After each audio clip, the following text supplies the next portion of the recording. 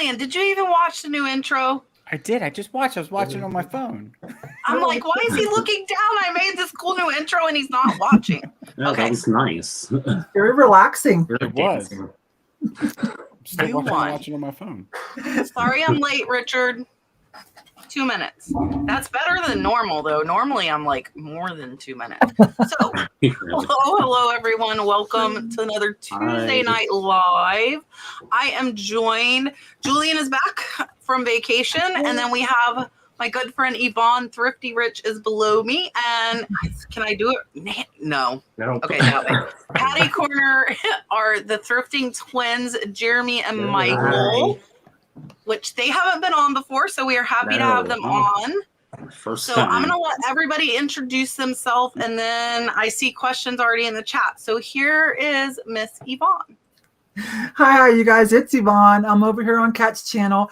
So this is about my third or fourth time. Thank you so much, Kat. I always love coming over. I'm super excited to be sharing it with Jeremy and Michael because I was just about to hit them up when it was so weird when Kat hit me up for this, and I said, well, who's coming on with me? And I was like, oh, but you know, this is a better platform for them, but I'm so excited to be working with them and meet them. But hi, you guys. Yeah, I know. It's nice to meet you too.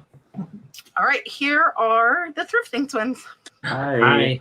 Okay, so I'm Jeremy. This is Michael. We're the Thrifting twins. We've been reselling on eBay for about 4 years. We mainly look for art glass, pottery, vintage, collectibles, starting to dabble into clothing. I work part-time as a licensed nurse, and Michael... Yep, I work part-time as a nurse's aide.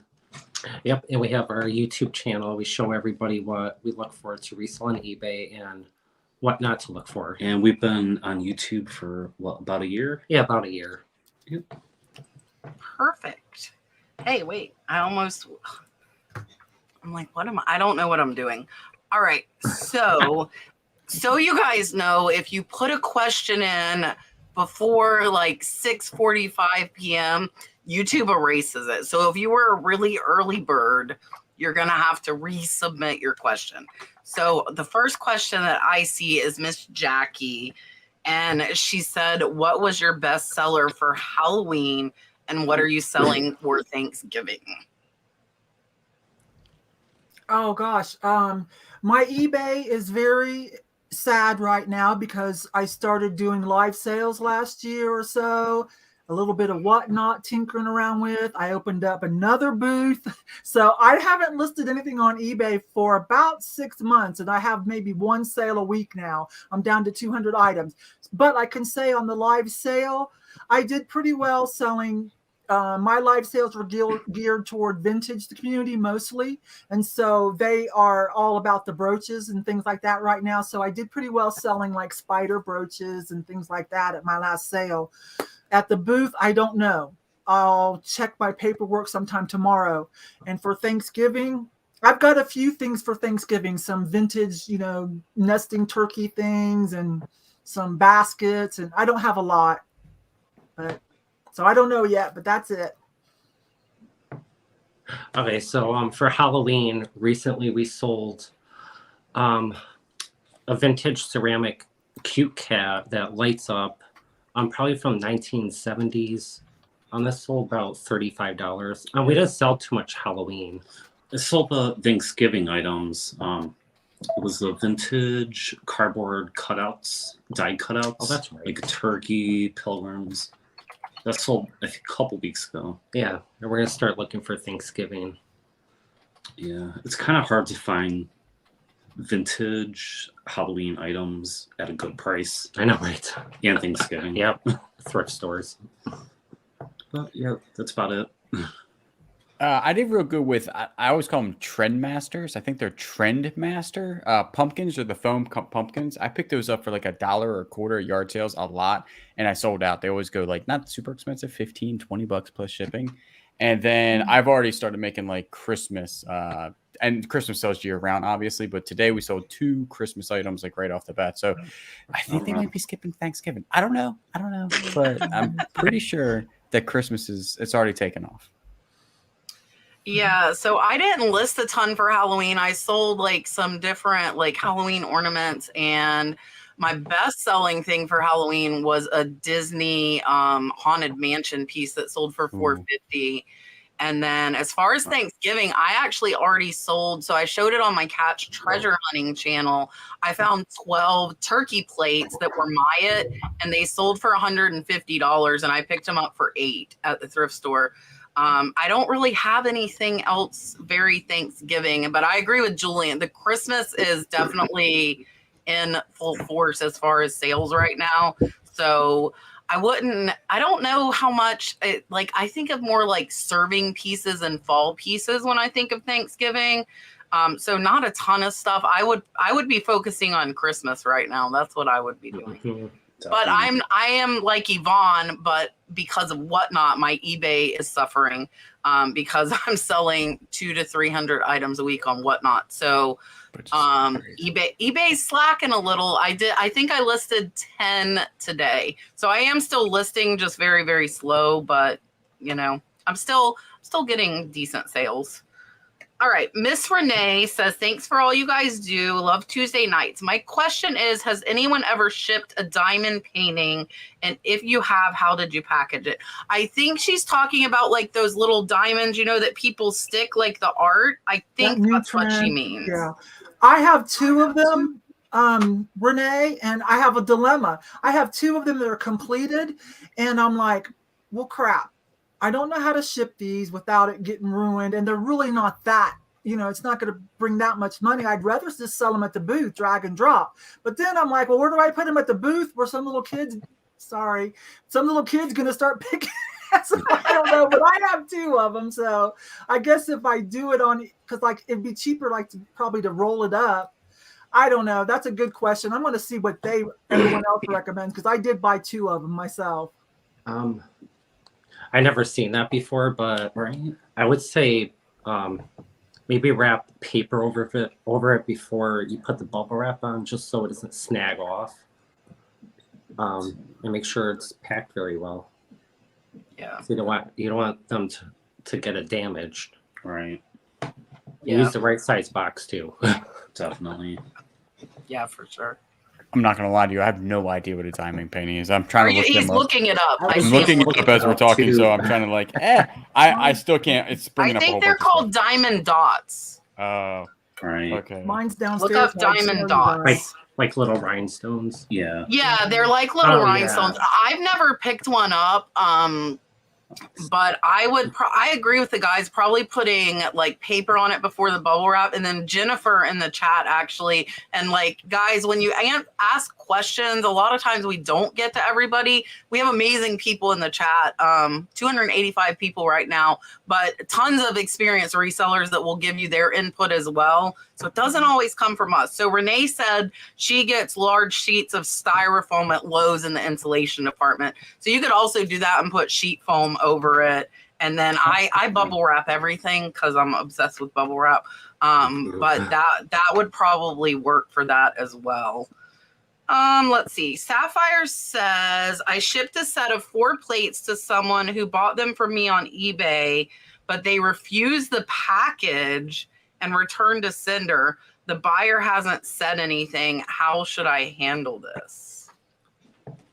Okay, can I say 2 things? I have one right now sitting over there. Somebody bought like a $50 shirt for me and had it sent to their bar and grill or where they work. And it's come back, and I've been waiting I haven't even opened it. I've been waiting to hear from them, but I haven't heard anything. So I'm just letting it ride for a while. Now, the other thing I want to say is, and it's I sent something to Amy Yoso Boho, who's in the chat, and they said non-deliverable and sent it back to me. And of course, Amy's my friend, so I'm like, what happened? And she never got any notice. She never got nothing. So what I did is they said I owed $2.35. So the whatever rejected it. But Amy said none of that happened, because she probably would have paid it and know that I would give it to her. So what I did is I reweighed it and acted like I was going to buy a new label. It was the exact same amount, same everything. So I took a screenshot of that. And then I went up to the post office and talked to them about it. And they printed me a new label without any extra charge. Good. And resent it to Amy, and she's got it. That just happened. But I can't solve the mystery as to what happens. All right. I would say message the buyer, make sure the address is right, is correct, Correct. the name and everything. Yeah. Yeah, and like you said, just write it out and see what happens. Yeah, I would probably take it back to the post office and be like, bruh, why can't you send this? Because something might be wrong, like Yvon said, something might be wrong with like the label or something that sounds weird. I've actually had that happen once, but because they couldn't get delivered. Because I think it was like, I don't know, but I took it back and they told me the reason why. And then I just refunded the buyer because they never got it. I mean, it literally was sitting in my hand, but I would have to go check with my post office. I'd be like, says it's non-deliverable. Can you tell me why? Because there's got to be a note on it somewhere, right? Like, I don't know. They said that, you owe $2.85, which wasn't really true, but at least it was some sort of reason, like, what's going on with it. But the other one, nothing. It's just. Yeah, it's I've gotten a few back like that. Honestly, for me, I'm not going to lie. I don't look up the buyer. I figure they'll message me, and I just let it be. But you can definitely, and I see Richard is saying refund the cost of the item and not the shipping, which if you don't have a ton and it's not hard to go through, that is what I would do. And Sapphire, as far as if they complain they didn't get the shipping back, that's their fault. Somebody there, if you're saying they said it was refused, which means somebody at that address refused it, not unable to deliver. So I wouldn't worry about it if they said it. But I would, you can message them. I wouldn't send them an automatic refund. I would wait for them to answer me. And if they want you to resend it, I would ask them to pay for shipping again. I don't think that should be your expense. Oh, right. Oh, she's saying that it was sent and USPS didn't refuse it. Like the person that got it refused it. That's what I'm saying. That's why I'm saying I wouldn't feel bad about the shipping cost. No. Yeah. I thought maybe the like USPS I'm not going to go hunting to give them a refund when they bought it and then refused it, for sure. Rhonda Scott sent a $5 super chat. Thank you so much. She is also Retro Rose Treasures on eBay and said, thanks for all the reseller knowledge. Oh, I didn't see. Do you see her question by that super chat, Julian? Give me because I'm up top still.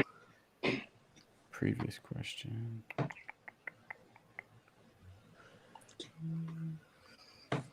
It might take me a second. We will try and find it.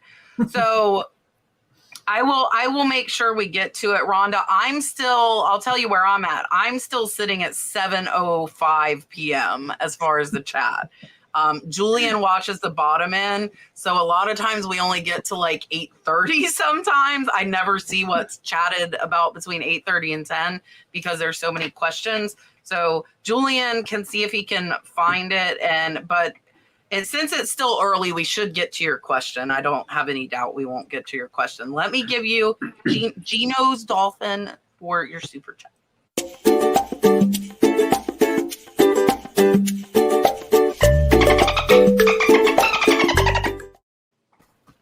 Yay. Aha, Julian found it. When using List Perfectly, how do you keep up on the sales in all formats and not sell something twice? I'll have to pass that along. I don't use it. We don't use it either. How we do it is basically because we only sell on 2 platforms right now, and basically whenever something just sells, we immediately just delist it on the other one. I know there's other ways to do it if you have more platforms, but that's the way we do it. And just make sure that you do it when it sells. Like, if you say, oh, I just sold that on eBay, immediately go to Mercari and just delist it. And I'm going to counter what he just said. Because I have so much. So for me, I put everything into List Perfectly catalog. I list it on eBay, put it into List Perfectly catalog. So I actually end them from List Perfectly because I do 4 platforms. So I agree with Julian. If I was just doing 2, it would be really easy. Like it sells on one, you end it on the other. But I have 4. So List Perfectly has just one button to end it. So if it sells on eBay, I'll end it on Mercari, Posh, and Etsy. But I only do it once a day. I do it in the morning. So there is a time span in between where it could double sell. If it does, I will tell you, eBay is the only platform that is really going to penalize you, and you should cancel any other sale. eBay should not be canceled. It should be every other platform first, because they don't penalize you for canceling. But with me doing it the way I do, I've only had like 2 in the last year sell twice that way. And a lot of times it's the same person. They're like, oh, I found 2. And I'm like, no, you just bought my item twice. That is what it has been both times. So I would say you could do it. If you don't have a ton of sales, you can do it like Julian says and end it.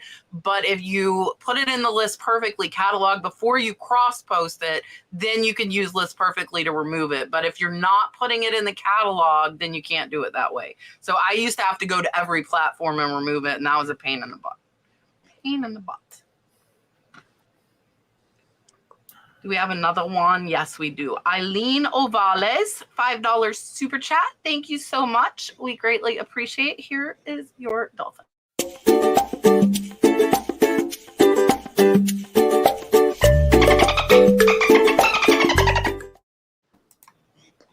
All right. Mr. Jeremy has a question. Jeremy says, what process do you follow to promote your items? Do you just list it and YOLO? Do you use coupons, store sales, sell similar? What tools do you use to get your stuff sold? Hi there. Did you, and I saw what you did for Kat. That's pretty cool, and everyone else, but she'll probably get to it. But anyways, that's pretty cool. Okay, so for eBay, when I am like on the ball on eBay, I do sales. I haven't tried the coupons yet, but I did do sales. eBay makes it very easy to also put things over on Pinterest, which might help you get pulled up in a Google search. Plus, a side note, Pinterest, when you put stuff over in your Pinterest, that's also like an archive of some of the cool stuff that you sold over the years. So it's like I can go way back and be like, oh yeah, that was such a good sale. So now for Whatnot, advertising, Kat's been letting me do a sale train with her.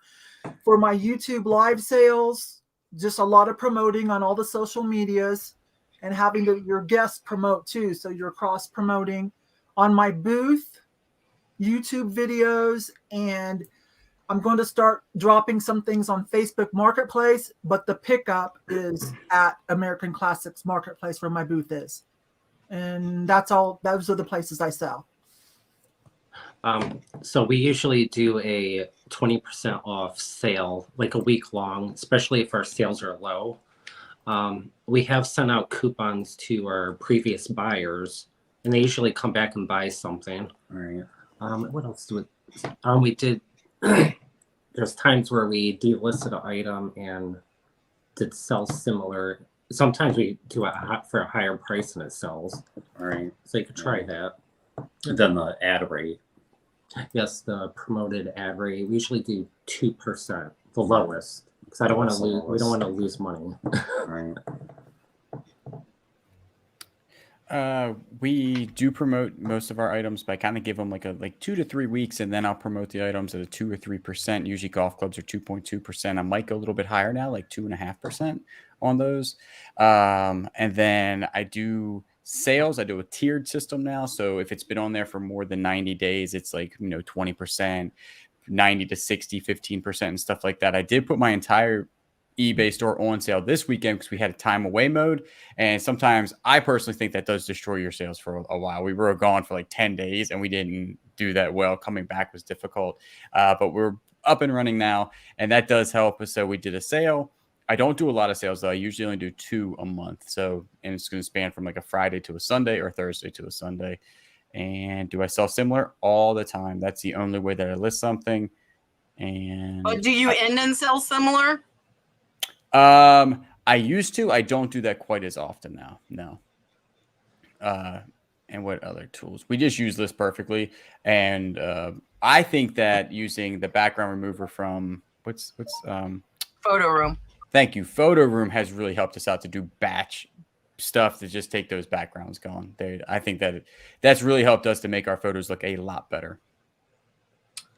Yeah. So for me, I promote high. I promote it trending plus 3%. So a lot of my stuff's promoted at 12%.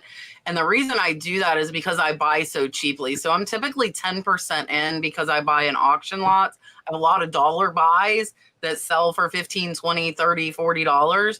So I promote really high. And then I tried the coupon like twice, but for me, I find the sales do better. But I run a constant sale Thursday to Monday, Monday to Friday. I end it because I don't want it to be too long. And if anybody's been watching me a while, you know I price up on purpose because I know I always run a sale. And I don't do any ending and selling similar because I have so many new items to list. I would rather put my focus on getting new items listed. And other than that, like Yvon was talking about the sales. So like for Whatnot, as far as promoting, I do shorts of like everything that I'm doing and put it on Instagram, Facebook. And I'm going to start putting it as shorts on YouTube as well. And just to show like a preview. So in case somebody wants something, they can come along. I don't know if any, oh, Julian, go click. I missed it. It's Eric. Oh, Eric, listen, Eric got a bunch of jewelry. Eric, you should have put it under OBX because that's your Whatnot name. So Eric's Whatnot name is OBX Picker. Eric called me. We had just got off the boat Sunday, and he's like, I bought all this jewelry at a yard sale. What do I have? And Eric's been a good friend of mine for a while, so we kind of looked through it. So Eric's going to be selling jewelry on Whatnot, an OBX Picker, I think. Eric, clarify. But Reseller Information Network is his other YouTube channel. So he has some really cool pieces, and he got like 30 pounds of jewelry from this yard sale. A bunch of vintage, like really nice stuff. So definitely check that out. And I'm happy to help Eric. It's funny. I was in the parking lot of Home Depot, like looking at Eric's jewelry, trying to help Brad load wood. It was kind of hectic, but we figured it out. All right, Eric, here's your dolphin. Thank you so much.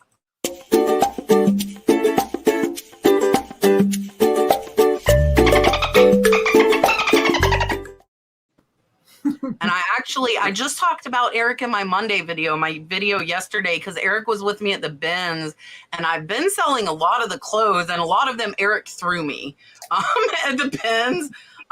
So I sold like 2 or 3 things over the weekend that we found in the bins in Greenville, South Carolina, when we went to the convention recently. Okay, this is the one I was saying. I don't know if anybody knows this because it's pretty new that Mercari has started limiting people to listings. So I don't know if anybody knows, like, is anybody Mercari knowledgeable? I think we're getting a lot of those. So we don't know because when I started on Mercari, there were no limits. That's something new they've been imposing. And Posh doesn't have any limits that I'm aware of. I think you should be good on Posh. I would cross-post to Facebook Marketplace if I were not banned there. I recommend, if you're not banned, that's a good place to cross-post. And then Etsy, I post all of my vintage stuff that's over $20, but you do have to be careful because it's 20 cents per listing every 4 months on Etsy. So that really could add up. So you just have to be kind of selective. That's why I only put stuff over $20 on there, because I don't want to pay the 20 cents for like lower cost items.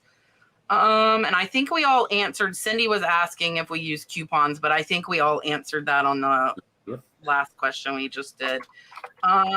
Allison says, where do you see what a buyer pays for in shipping? Allison, hold on. Let me see if I can pull it up.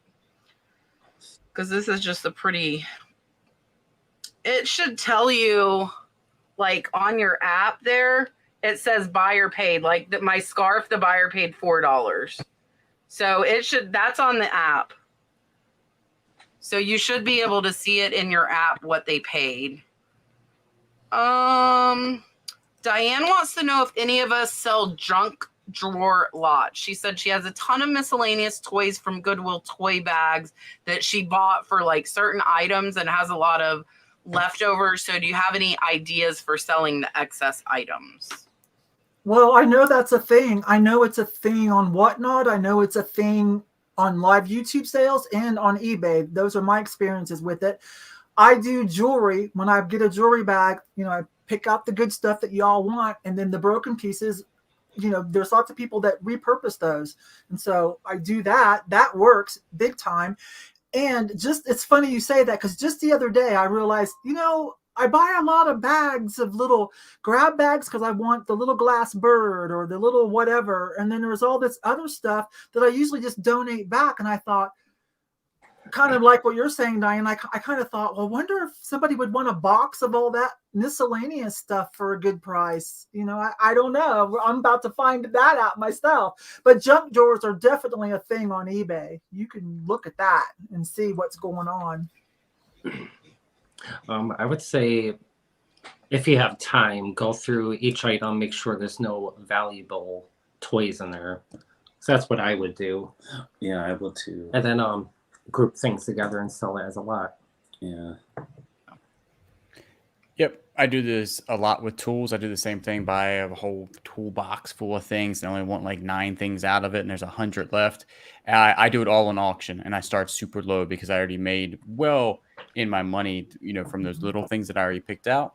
I might start it at $5. Just make sure your shipping is right. Make sure you have your shipping right. If you're going to sell it low and you take a hit on shipping, you kind of messed up there. So make sure your shipping's right. And then I always put it on auction and start super, super low because I just need it gone. If I make $5, that's pretty good. So, but they usually sell. I have actually probably never had one not sell when it's that low.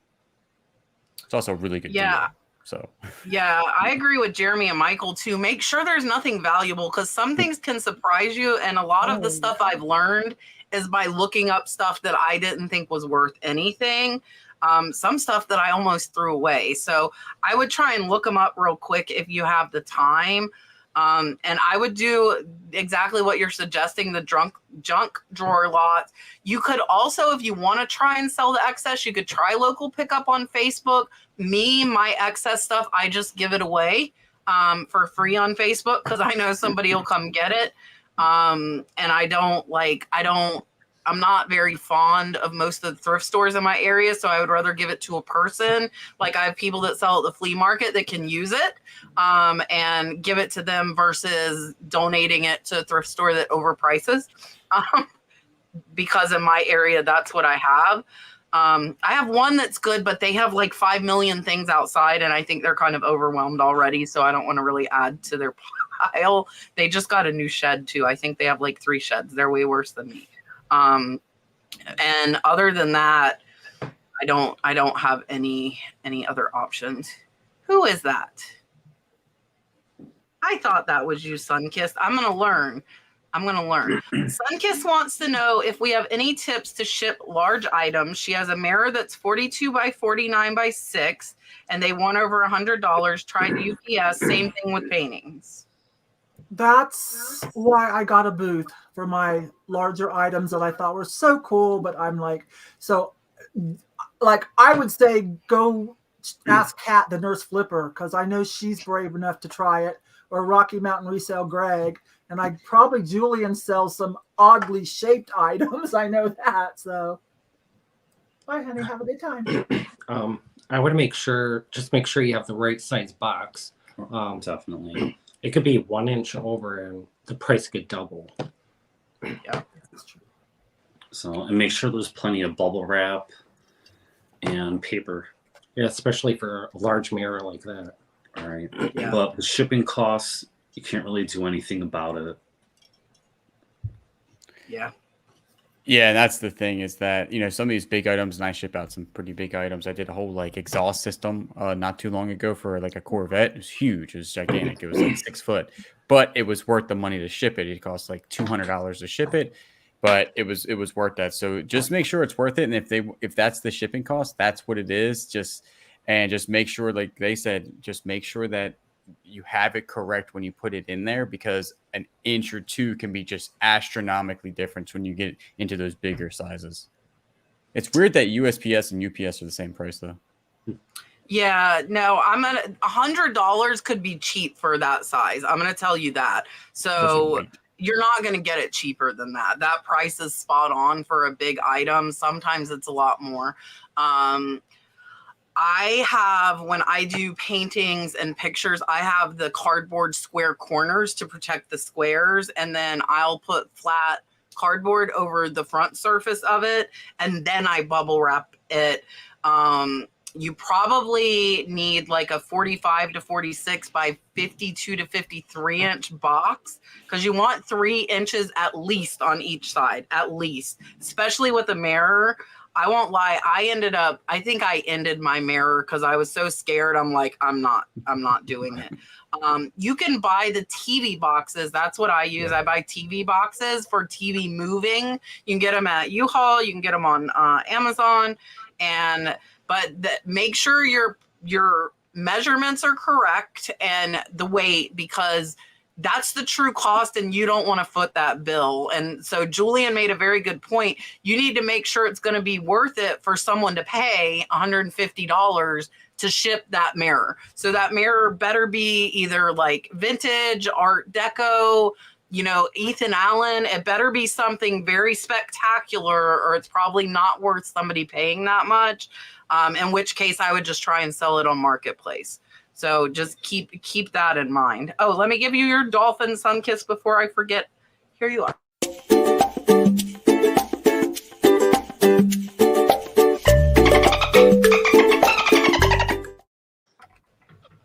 All right. Donovan collection. I think I'm the only one on Mercari. Julian might be too.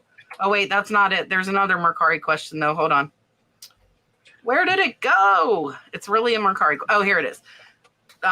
So they're saying they're confused by shipping on Mercari. It gives the same price for up to 5 pounds, but if you pick shipping with measurements, it doesn't give you the option. Are you doing Mercari, or are you doing Facebook, Julian? Well, I'm not doing it. Kayla does Mercari. I don't mess with that thing. I don't know nothing about Mercari. She does all the cross posting to that, so I have no idea. I would say never put the measurements on Mercari, because they don't require them, and that can allow you to give people a way cheaper shipping rate. It is kind of a snafu that Mercari has not fixed. And so I actually would tell people, like, I've had my friends buy like giant lots from me because I only had to put the weight. I didn't have to put that it was like this 24 by 24 inch box, and the shipping was like less than half. So don't put the measurements. Don't put the measurements. Just put the weight, and then you will get cheaper shipping until Mercari figure. But it's been like years and they haven't figured it out. So I don't know. John Moore is doing the same thing again. He is absolutely amazing. He is over on Instagram, the same name, More Income. He said 100 likes by 20 minutes after we start. Did we get 5 memberships? Since I'm not down there, we did. John has been giving away like 5 to 10 memberships to my channel as gifts every week, which is amazing. So John, thank you again. He has a YouTube channel. He hasn't posted in a while, but he is active over on Instagram. So definitely go follow him. He is a great guy. All right. Miss Cheryl says, do you have a contingency plan if you get sick or hurt and can't work? Contingency plan. Well, I always have, like, this has always been me, different streams of income. I don't like to do any one thing full time, first of all. And you just never know what's going to happen. So that's it. I know the plan. Yeah, that's a very important question, though. Yeah. And with us, there's 2 of us. So hopefully both of us don't get sick at the same time or hurt. So that's our plan. And that note, I'm going to second that, because that's a good plan, because before I didn't have a plan, nothing. Like if I got sick or something, it was going to shut down. I was going to shut everything down. But now with Kayla working with me, and now I got sick like not too long ago or something, and she kept it running, shipping. And that's why we did all of the new organization. Because she was like, I can't find any of your stuff. This whole, it may be on this shelf is not going to work out. So now everything is organized, custom skewed, ready to roll. So really anybody can come in. Like I could pay my dad to come in and actually find stuff and ship it for me now, because everything is correctly organized. So that's my plan, is like, hey, if I'm sick, you have to work. And if you're sick, I'll work. That's about it. Oh, perfect. Yeah, it works out perfect. Yeah, and I mean that's how it is here too. As you guys know, the last 3 months, Brad and myself have been sick off and on. Luckily, not both really bad at the same time, so the other one's been able to kind of pick up the slack. Now, as so we have somebody else, but I'm like Julian, my stuff is marked, so I could pay my daughter to come in and ship if I need. It would scare the living daylights out of me, I will not lie, but I could do it. But I'm very hard-headed and push through. So it would take a lot for me to not be able to work. And I'm like Yvon too. I don't have all my eggs in one basket. So I have streams of revenue coming from a lot of different directions. And I think that's a smart thing, because if eBay's slow or YouTube drops, which a lot of us have been experiencing lately, then you have income coming from other ways. Who is that? Who is that? I have not seen you before. Emporium, etc. Sent a $5 super chat and wants to know, who is your favorite YouTuber who specializes in back office info, like platform site workings, accounting, and efficiency? I've got too many YouTube content creator friends, and That's pretty specific though, Yvon. Yeah, That's pretty specific. I don't like to say who I'll just say one of them, of course, would be Kat. She's got plenty. Lindy Glenn has plenty. There's so many. Just depends on who you like their teaching style. But there's a lot that you can Google and see what they're doing. But some of them, I want to make sure it's current videos, that the videos are current. Yeah, I would say Kat, the Niche Lady. We have a lot of YouTubers that we also watch. Right. So it's hard to pick. I don't really have a favorite one. If I'm like looking for like efficiency, I'm going with Daily Refinement. Like I watch his videos and I'm like mind blown. Like that's a different level than I would actually ever be on, I think. Actually, I know probably. So he does really good. Accounting, honestly, I don't really watch any. I don't take any information from accounting people on YouTube, to be quite honest. I don't, I went and got my own accountant that I trust, that's local to me, that knows my local stuff, because accounting is just one of those things that's just weird. But efficiency also, I don't watch a lot of Daily Refinement stuff, but I did when I started. I watched a lot of cat stuff when I started. Now, I make a lot of content, so I don't really watch a whole bunch of people's content anymore. I might hit a little video here and there, but we're really busy on doing our own content. So, but when I first started, it was mostly Cat, Daily Refinement, and I think I watched a lot of Rayleigh Roots when I started.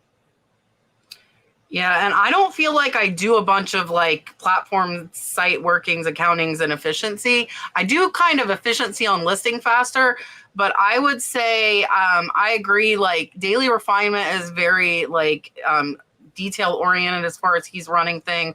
I also am like Julian. I don't watch I only watch motivational YouTube and the Antique Nomad, and I'm not lying to you guys. That's all I watch. And as far as accounting, Not Your Dad's CPA is amazing. He is amazing. He does specifically for reseller taxes. So I would definitely say Mark, his name is Mark too, Not Your Dad's CPA, as far as accounting. And as far as efficiency and like spreadsheets and stuff, Sarah Stiles LLC is all about the numbers and efficiency. And she only work 20 hours a week to make like a certain amount. So she's kind of really into the numbers thing.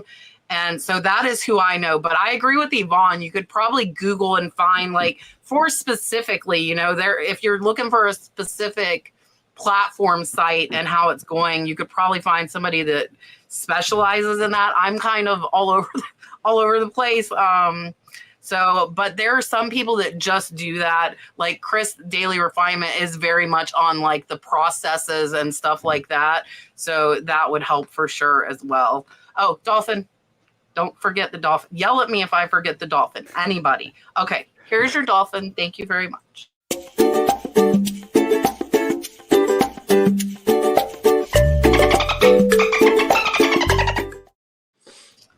And I saw Beachwalker before she disappeared. I know that picture. I try and I like to know the pictures when I see them pop up there. Now Julian's hunting it. Yeah, I got a new mouse too. It's very sensitive. It's sensitive. Julian's got all kinds of new tools and tricks. It's ridiculous. Oh, got it. Beachwalker says, what is the campaign thing about when you do a promoted listing new? I don't get it and cannot get rid of it.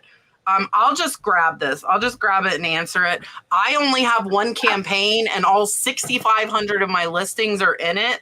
Some people in their promoted listings and restart them just like sales. I don't do that. I just leave promoted on all the time. But you can end it. It'll just still be there. And then you can start a new campaign just like a sale. But I wouldn't worry about getting rid of it. I just put all mine in one campaign because I don't end and do you any of you end and restart your promoted listings, or do you just leave it on once it's on? We just leave it on. I might. There's some things I don't promote because I sell unique vintage items. Sometimes they don't need promoted at all. But other than that, just to make eBay happy, I do the minimum, which is now 2%, but whatever. But sometimes I don't. But you leave it on. You don't stop it and restart it. No. No, it stays on all the time. Yeah. That's a follow-up question. It's just like a sale though. The campaign's just like a sale. It's the name of it. And everything that I promote is in that campaign. That's all it is it's just grouping your promoted listings together under a campaign. So you could change the campaign. So like Jeremy and Michael said, they promote at 2% and Yvon. So their campaign could be set at 2%, but they might decide they want to go up to 5%, and they could just edit the campaign and it would change all of the promoted listings. So mine are at trending +3. If I decided I wanted to go down to trending +1, I could just edit the whole campaign. So it kind of groups them all together. That's really the big thing for those.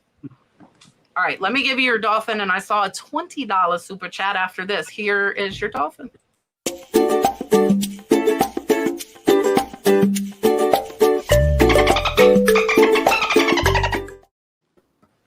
Who is it? Who is it?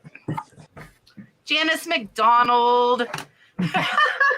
Thank you, Kat. I actually began eBay today and first scam. You're broken. That is like the what do they call it when they do the bottle on the ship? What's that called? Christening? You got christened. Until you get probably 20 to 30 feedback, you're gonna get a lot of scams. So I recommend go buy pens, go buy notepads, that's stuff I have way too much of. I have a weird obsession with pens and notepads. But go buy cheap stuff because it doesn't matter if the feedback's from buying or selling. And then you can get your feedback to 20 or 30 faster and get rid of those scammers. So that is your main thing. But congrats on starting. That is the hardest part, is actually starting. So that is amazing. And thank you so much for the super chat, Miss Janice. Hopefully the next one is not a scam, but it might be. I'm not going to lie. It might be. Here is your dolphin.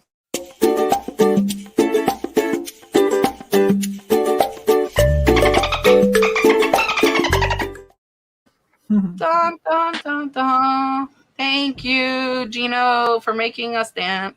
Okay. Molly wants to know, does anyone know what the new code that is printing below the shipping label on eBay? I think that's a QR code, maybe. Oh, are they putting it on all of them, maybe? I've not seen it. I've not noticed it. I don't know what she's talking about. Right under the label. I thought it was weird, too, but I never use it. No. Yeah. Is it an icon?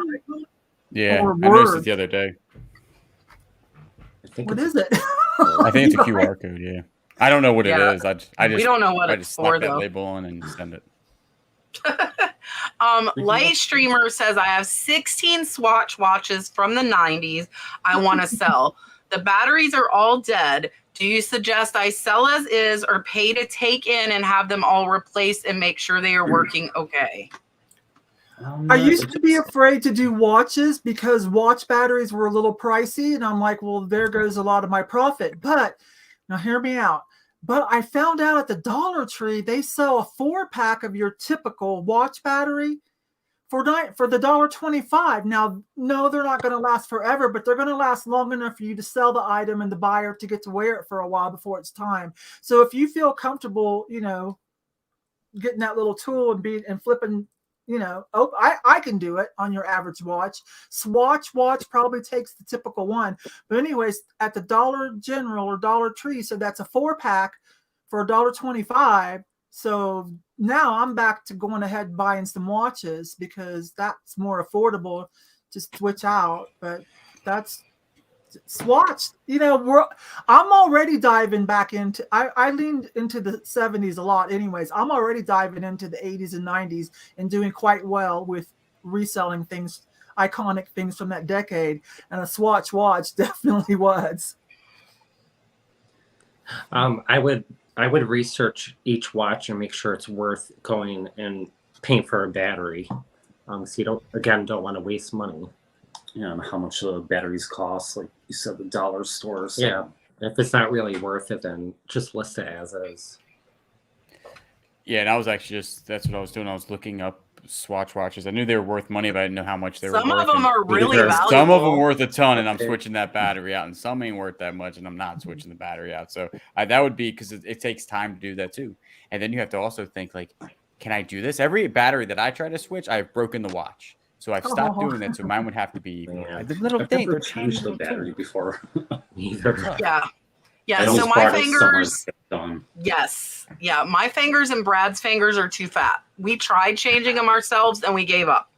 We cannot do it. So we have a little jeweler in our town and they normally charge $15 a battery for the battery and to change it. But if I bring in more than 10 watches, they will do it for $10 for the battery and changing it. So I agree with Jeremy and Michael. Look up the value because if it's a $50 watch, I'll pay $10 for them to change the battery. So you could ask them, if you bring 16, will they give you, especially if it's a smaller jeweler like mine is, they might cut you a deal if you're bringing them a lot at one time. But research them because like Julian said, they might be worth $5 or they might be worth $500. Some Swatch watches are extremely valuable. So I would find every single one. And then the ones I would say $50 or more, I would go get the battery changed. You're fine, Yvon.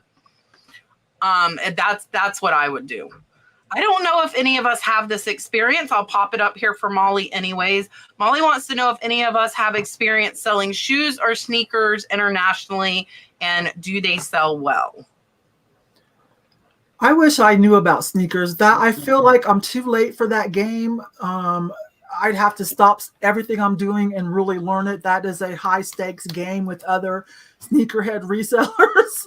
But I know there's money to be made if you know what you're doing. Selling them internationally, I'm okay selling anything internationally as long as it goes through the global shipping program where I'm covered. So that's my kind of wishy-washy answer. Yeah, I would say definitely the global shipping, so you are covered. We never sold shoes internationally. I purchased shoes internationally before, you have. So I think if it's a rare shoe, if it's discontinued, that's going to sell. Yeah, definitely. People will pay the shipping. All matters what the brand is. Right. We actually just sold some military boots international. They were kind of brand new. They actually just sold the other day international for like $38 plus shipping. I think they were like $65 all in. All of our shoes are on have GPS global shipping program on them. And so if they do sell, they sell international, but we don't sell a whole bunch. I mean, and we don't have a lot of shoes for sale. We don't, we might have 30 or 40 pairs for sale right now. Yeah, and I don't sell a ton of shoes, but I know 2 pair of my Ed Hardys. I got some Ed Hardys on an auction. 2 pair of them went international to Australia, and I use global shipping if they're over $100, and I use standard international if they're under that. And both of those went standard international, no problems. But I'm not a big shoe seller either. Julian, Lori wants to know, how was your trip?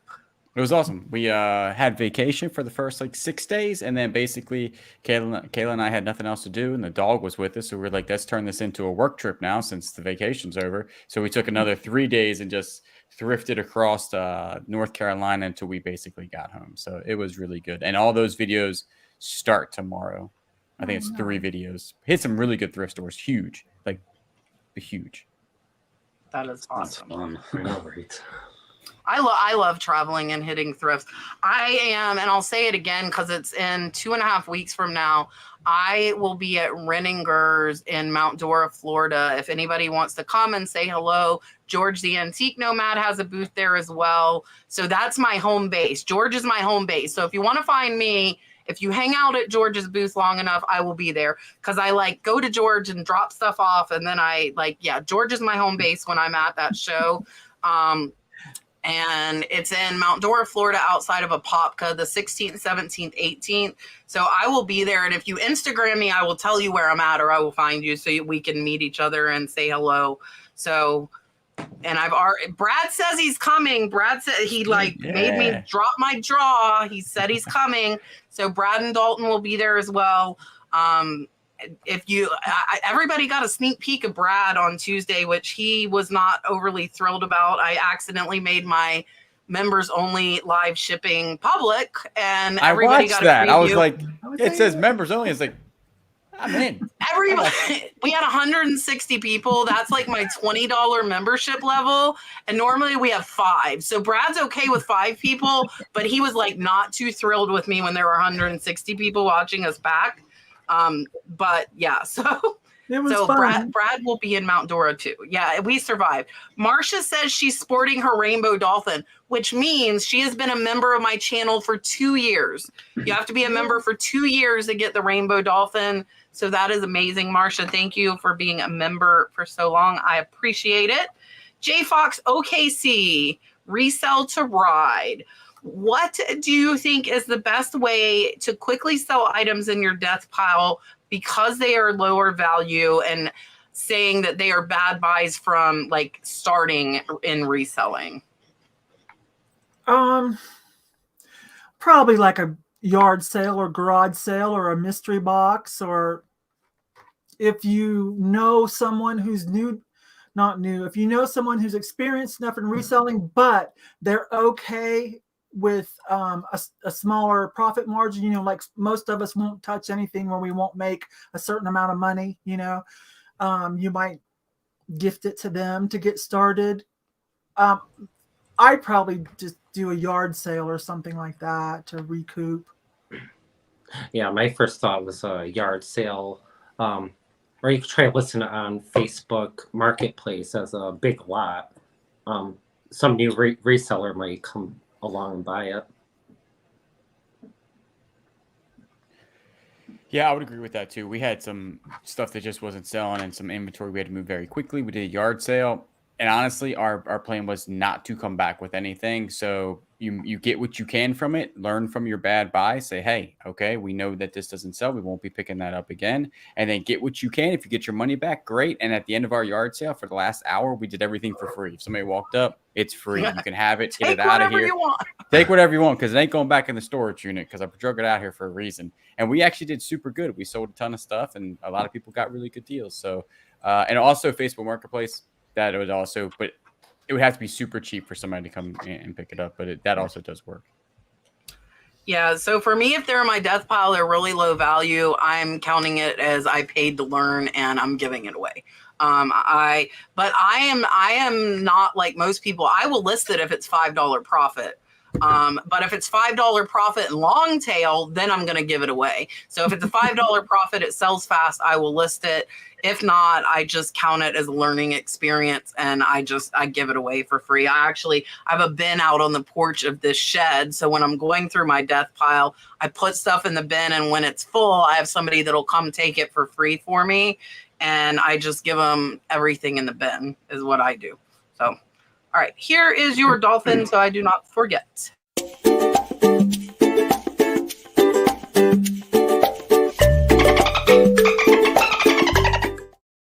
Dun, dun, Dun, dun, dun. Okay. Carrie says, when you have a watcher on eBay, do you send an offer right away or do you wait a certain amount of time before sending an offer? And thank you. You're very welcome. No, I'll send offers whenever eBay tells me that item is eligible to send offers out to whoever's watching it. How do you even, okay, like just one? No, I can't really wrap my brain around trying to keep track of that kind of information of like, did this one get a new watcher or whatever? I'm just, when eBay says I can send out offers, there they go. Yeah, same here. Yeah, That's what we do. Sometimes I'll wait if it's a newly listed item. I might wait a little while, but I'm okay with profit right away. Right. Yeah, automatically, basically. If I'm on eBay app a lot, once I see one pop up, boop, they get an offer. I'm hoping they still have their phone in their hand, like they're still on eBay, like surfing through. They're like, hey, golf, this guy's on the ball. Sure, I'll take that. So that when we got back, I think we sent out 375 offers. I think we sold 3 items. So it's like a 10%, less than 10%. You never know. You never know. You never know. So I think when I went to the Prison to Profit convention, I had like 300 to send, and I didn't sell a ton either. I also send it pretty much as soon as I see it, but I send it from the computer now because I send different tiers depending on the date I listed it. So I don't send them from my phone anymore because I want to see how long it's been listed. Because if it's been listed a long time, I'll give them more % off. So that might be like a day, 8 hours or so at the most.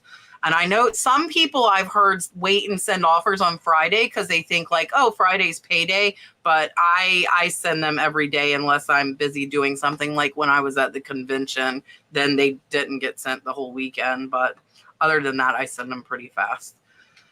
Miss Patty wants to know, what was Dalton for Halloween and any pics? Yes, there are pics up on Instagram. I share a lot of pictures on Instagram. I also shared some pictures of us on the boat Sunday on Instagram. He was a shark. He was a shark. That is what he wanted to be. And it's funny because we went to the church's fall festival and trunk or treat. And then they had another trunk or treat yesterday on Halloween. And he says, oh, I need a skeleton costume for this Halloween. He thought it was another Halloween. And he was like demanding we order him another costume. He doesn't get like the time concept.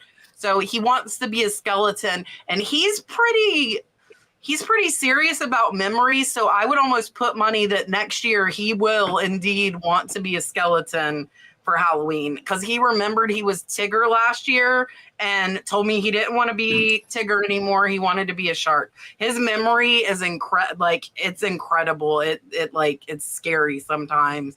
So he's not like a kid you can tell you're going to do something and he'll forget. No, don't do that. Don't do that at all. So yeah, so he was a shark. Let's see. Let me find another question. I'm scrolling. Hi, Mark. I see Mark in there. Hopefully, Mark, I don't know which days, but Mark, OG, and Z should be at Renninger's with us as well.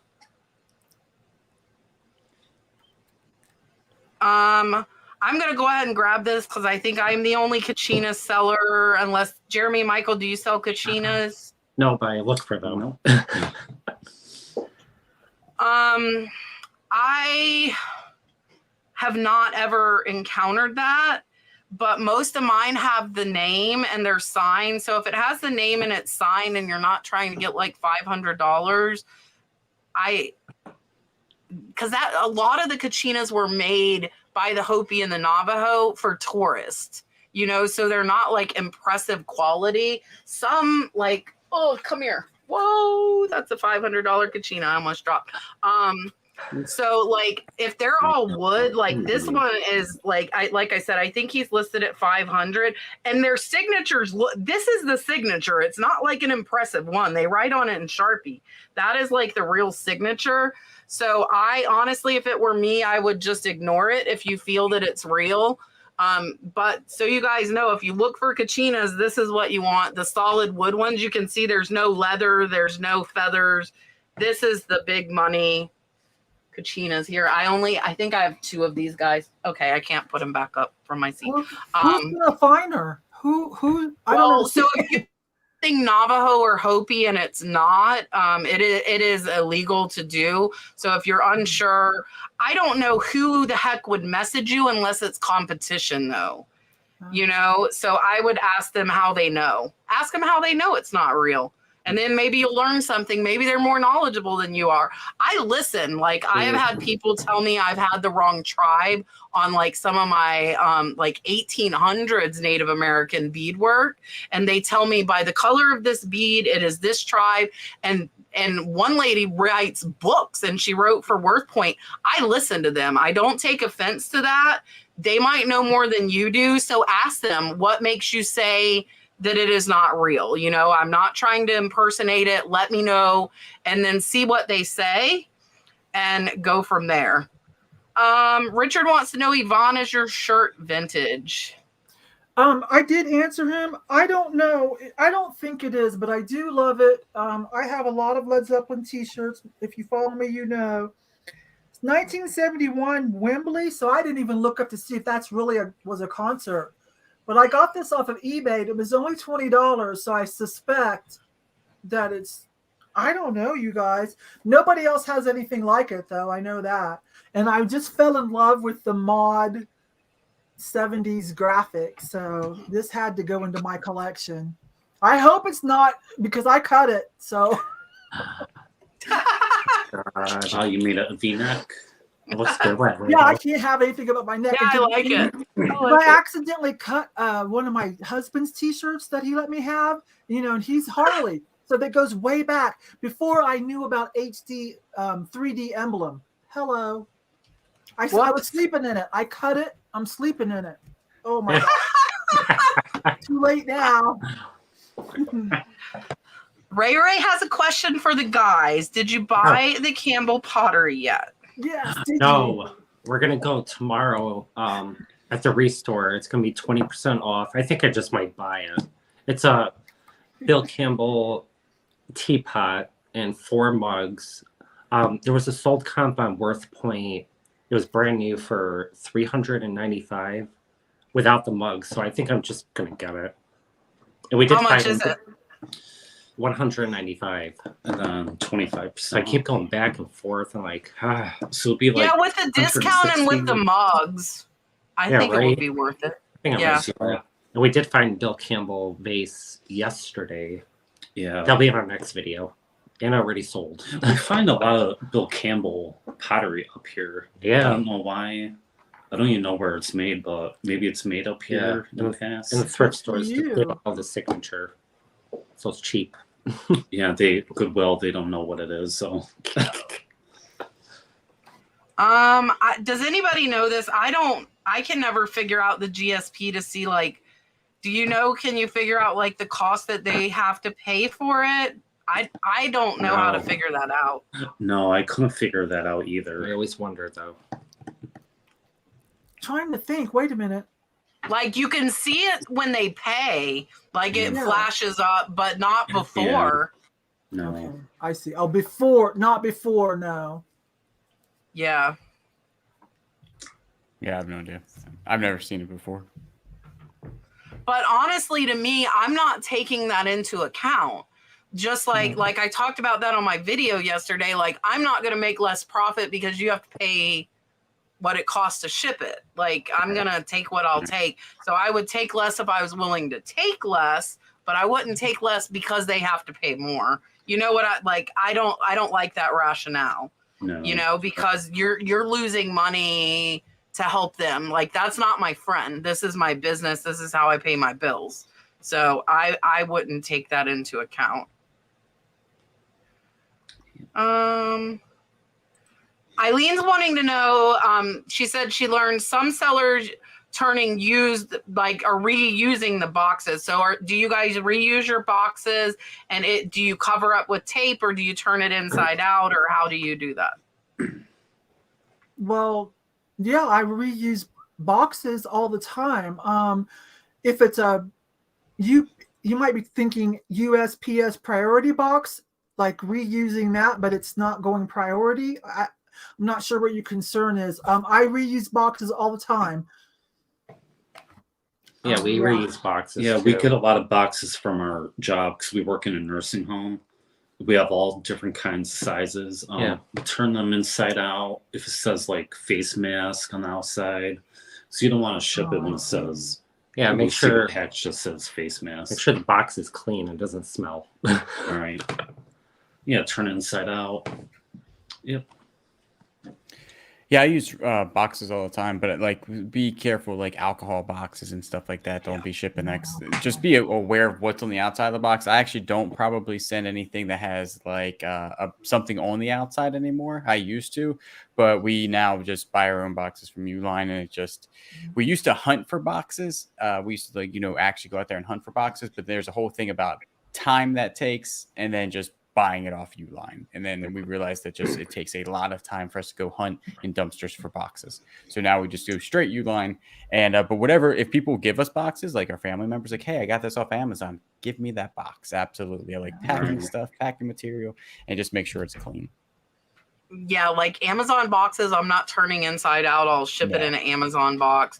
I sent something in like always pads, and I didn't cover that up or turn it inside out. I might embarrass the person that got it, but whatever. It was like a giant box and I needed it.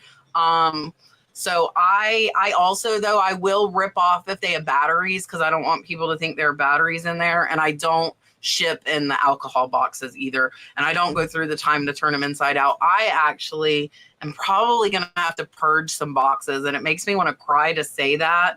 But I have because I've been sourcing so much for Whatnot, I have like an overabundance of empty good boxes, but I just don't have room. Brad and Richard was just messaging me earlier. Brad's telling me I need like a shipping shed only. So we need a 5th shed. That's just what we need. 4 is not enough.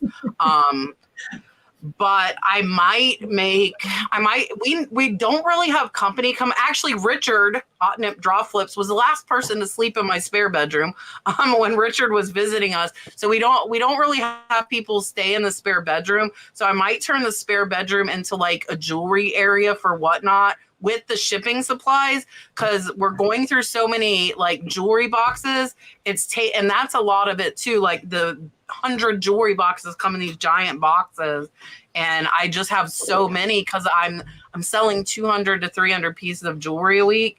But as far as so I need to purge box. I've been thinking that for a while. I need to purge boxes. It will hurt my heart, because as soon as I get rid of that box, I'm gonna need it. So I need a shed just for empty boxes. That's what I need. A shed for empty boxes. Because Julian is like, I don't like to break them down because I'll never use them. So they have to stay put together. Yep. Java the Cat said, do you still send out offers if you have a sale running? And if so, is there a certain percentage off the sale price you use for the offer?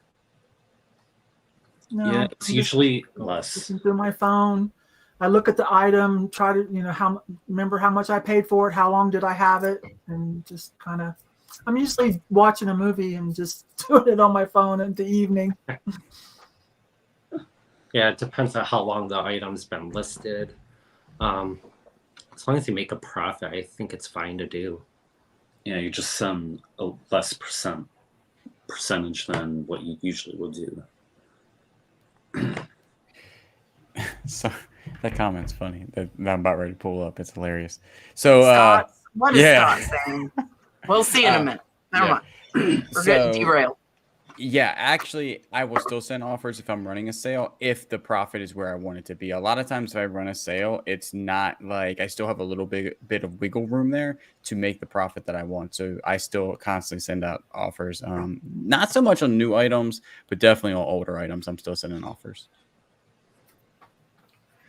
Now Mark is telling me bring the boxes to Renninger's. He'll take the boxes. There you go. Okay. I do still send out offers because my sale is like my normal price.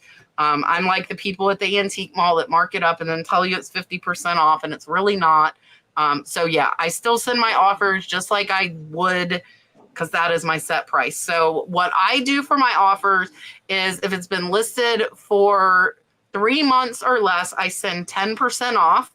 If it's been listed from 3 to 6 months, I send 15%. From 6 months to a year, I send 20%. And from over a year, I send 25%. And that's been getting me some older stuff moving. So that's why I like to see the date it was listed on eBay when I see the sale. All right, pull them up. What's Scott got to say? The free range boxes. Are they legal to trap? They are. And you can it is catch and release. So you can do whatever you want with them. Yeah. Listen, we caught, and a couple of people commented, like, we're in Florida, so we see puffer fish all the time. We caught 5 puffers when we were out on the boat Sunday. And I posted on Instagram, one of them, Brad, like, pulls him up, and he instantly, like, we watch him go, like, it was so cool. I've never seen that. Like, mine, when I pulled them up, they didn't puff up, but Brad must have really scared the first one we caught because it went like a balloon. But we released them all. Puffers have some serious teeth. Like, soon as I pull them up, I hear their teeth grinding, and I'm like, okay, we need pliers to get this hook out. They're like, they have very, very strong teeth. So, Scott, like SpongeBob, you can do it. Mark, the problem with the boxes is if we bring the truck, there won't be much room for the bit, because a lot of them are bigger boxes. And if I put them in the back of the truck, they'll blow out. But maybe I can find my cargo net. I used to have a cargo net for the bed of the truck. If I can find that, I will bring you a whole truck bed full of boxes. Scott, here is your dolphin, my friend.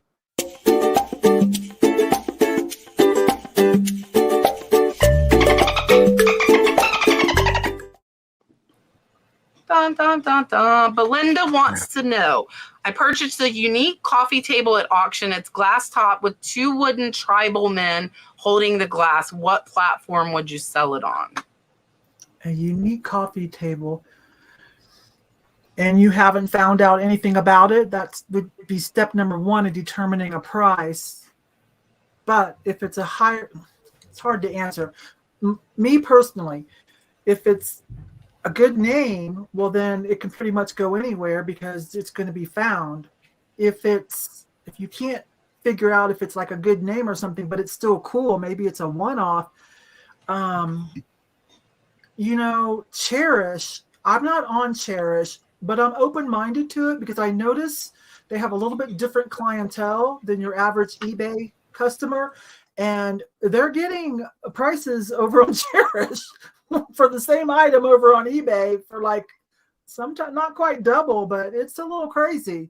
So I'm open-minded. Like I have a very expensive vase right now, an $800 vase that I found a couple months ago, and I'm trying to think, exactly where do I want to put it. And so that's what's having me talk about Cherish for something like that. But keep trying to find out what you can about it first. Definitely. Yeah, definitely. I would probably list it on the Facebook Marketplace or eBay for a local pickup. I don't know if I want to ship that, but it sounds kind of cool though. I don't know would you be able to ship that? Yeah, freight. Oh, freight. Okay. It has tribal men holding the glass. That's awesome. Yeah. Yeah. Yeah, I'm 100% trying to figure out more information on this thing to see if it's even worth shipping. Like if it's worth a ton of money, I'm putting it everywhere, and I'll figure out how to ship it when it sells. But if it's not worth a whole bunch, that's going to be a Facebook Marketplace deal. Yeah, and I agree with what Julian says. I actually stopped over a year ago. I stopped buying furniture for resale because with the cost of gas prices up, freight has almost tripled. So you better have something worth a lot of money that people are willing to pay $500 or $1,000 for freight, because even a small item can cost $500. So unless it's a $2,000 plus coffee table, I would not have bought it. That's just me, just because the cost of gas and the cost to store it. Like, I don't have the room for furniture. I don't know if I ever will. I did it for a while because when gas was low, freight was cheap. I could get stuff freighted really, really cheap. I sold a bunch of Ethan Allen, but now like the cost of freight is just, it's through the roof. So I would list it. I would probably go Facebook Marketplace. If you think it's worth a lot, you can have them arrange their freight. And people that buy expensive furniture, they know how to arrange their own freight. I guarantee you, because they do it a lot. So you could put local pickup or buyer arranges freight. Like let them handle everything. You do nothing. And that's how I would do it. Miss Sue wants to know, do you solicit feedback from buyers? If so, how and when? I personally do not. I don't have any kind of card in my purchase thing or, in the item going out that says, you know how you get those a lot, I don't do that. I don't bother anybody. If sometimes leave sleeping dogs lie, but, not to say we have iffy products, but I just don't bother people like that. If they do, they do. Yeah, we have we purchased thank you cards on eBay. It's kind of colorful. I forget what the back says. Something I can't remember. Is it like one of those if you're happy, leave feedback or something? Yeah. We have seen an increase in our feedback. So if I remember to put it in the box. I sometimes forgot. That's the hardest part. I know. I do not. I'm kind of like Yvon. Hey, no news is good news when it comes to feedback. If you don't send me something, hey, I'm happy. That means you're happy with your product, and I'm good to go, and I won't ask you for anything. So no, I did when I first started. I had a whole bunch of thank you cards. Never put them in the boxes. That they could be sitting directly next to the box that I'm shipping, and for some reason, I could not get myself to put one of those in a box. So I was like, I'm just wasting money at this point. So I don't anymore. Yeah, that's what it looks Yeah. like. Oh. Thank you for that. Something leave me positive feedback. I think you can get those with your eBay shipping coupon, right?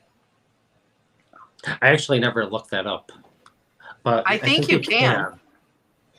I'm going to look that up. We spent I think you can. $15 for 250 of them. So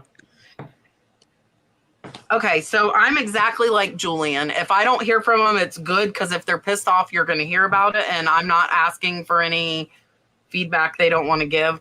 And I am the same way as far as putting the cards in the boxes, so I quit buying them because I just couldn't remember to put them in there. And whenever they come in the boxes I just throw them out, so I don't even look at them. Belinda wants to know if any of us have ever used First Dibs. I have to pass. I have not. No, we haven't no, either. we use live auctioneers. Yeah, I haven't either. I don't. Over on Facebook, which we are dual streaming over on Facebook as well, they say Costco doesn't carry mega packs of white wrapping tissue paper. So any inexpensive alternatives, or if you use paper, we can tell them where we get our paper from. I buy it bulk, and listen, I could tell you, there was a time I could have told you, but in 2020, when we had the lockdown and I got scared, I stockpiled not just food and medicine, but I stockpiled tape, and I bought the biggest box. I don't even know how it got here, reams of tissue paper. So I haven't had to buy any more since. So I do not remember, but it was very affordable off of eBay. And this is a tip that you might consider. I'm always open to learning new things, you guys. Please don't ever let me sound like a know-it-all. I just share my experiences. But when I was thinking about it, I was like, well, why do I need the big sheets? I'm going to buy the half sheets. That's fine. So if I need 2 sheets, okay, I'll put 2 together. But for the most part, I don't need the big sheet all the time. So you can think about that. But it was very affordable. Comes in big reams, and it's separated in plastic bags. I just got it off eBay. A lot of people, it's probably the same thing over on Amazon. I personally try to get everything from eBay first because that's my platform. I don't sell on Amazon. So I try to support eBay, even though when it comes to products like that, a lot of them are on Amazon too. Sometimes they come from Amazon, even though I ordered it from eBay. Yeah, we order a big roll of paper, about 1,200 feet, off of eBay for about $40. And it lasts about, say, 3 weeks. Yeah, Depending on how much you sell. sometimes we run out and we head over to Walmart. You buy like 250 sheets for $8 or $10. Yeah, and it comes separately in the plastic package, like Yvonne said. The white paper. I've been doing my shipping supplies a little bit different. I now order basically quarterly through Uline because if you buy a whole bunch, it kind of gets a little bit cheaper with the shipping. And so we buy it's the cheapest paper that they sell. It's like 50 pounds, and it just comes in a box, and it's just a big square. I think we do like a 24 by 24 square, and it's just the cheapest stuff that they sell. It works very good for filler and everything. But if you're just buying it, just that off of Uline, they're going to kill you in shipping. You have to buy like a lot of stuff to make it worth your while. So that's why we just start doing quarterly stuff. And if you buy enough, they give you a free Yeti. So it's pretty nice. Got a whole bunch of Yetis now with their name on it. So that works. Yeah. All right, here's mine. I get mine on Amazon, 36 by 1,000 feet. It's a roll. It says butcher or craft paper. Yep. It's $67 and it's 3 feet, and it just lays on the floor, and I pull up the paper and I rip it off. And it lasts me almost a year, and we ship a lot. But I also use a lot of bubble wrap, so I don't need paper in all my boxes. But I buy like the last time I bought that, December 27th, 2021. So it's been almost a year. That 1,000-foot roll by 3 foot has lasted me. So, and we are getting low, so it'll probably be right at a year for $67 for paper for the whole year. And I reuse any paper that, like if I buy stuff at the antique mall or anything like that, I stuff it in a bag and I reuse that as well to make sure that I do that. Who is in Canada? Linda is in Canada. Amazing listening and learning a lot from Kat, Julian, and others I watch. Thank you for being informative in my journey reselling on eBay. Linda, you are very, very welcome. Thank you so much, and we appreciate you. Here is your dolphin.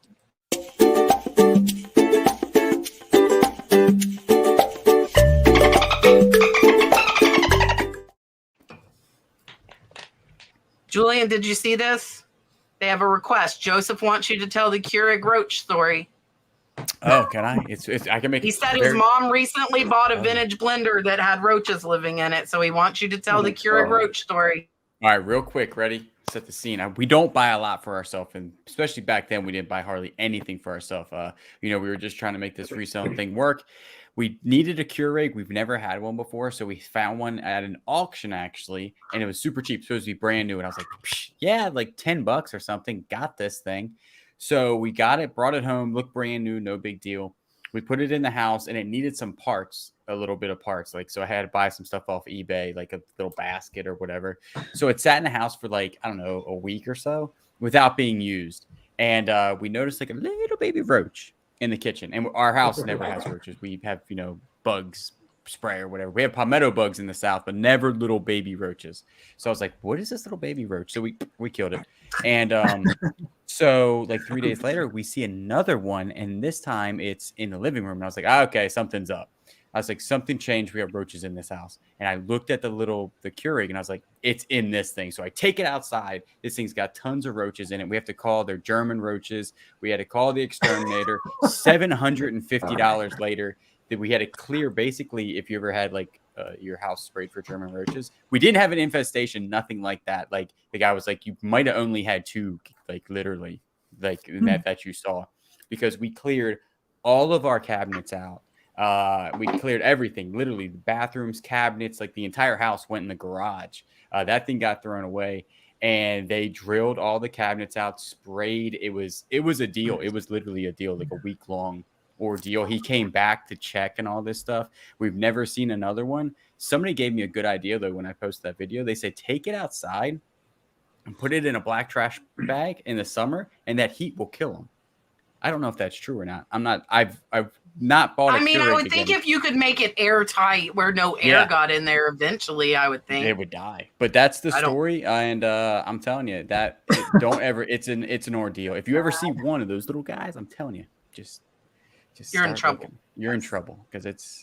I don't do a bunch of like electronics and plug-in stuff, but I could see that being a favorite space. Now we don't have anything in this house that's actually listed. We've moved everything in our storage unit to over there. So the storage unit can get the road. Yeah, we'll worry about it when we look at it. Oh, I like that. Says, question for pictures. Do you use your phone or your camera? Phone, iPhone all the way, quick and easy. Yep, we use our phone. We do everything on our phone. Yep, I'm phone and Cat. I hate to tell you that the laptop that I bought is actually one of those iMacs. So I might be switching to Apple for the phone. I might be team Apple. I know, yeah. I'm gonna be all by myself on Android. But phone takes good pictures. Yeah, I take everything on my phone. Sorry, I'm trying to find the next question. I'm not multitasking very well.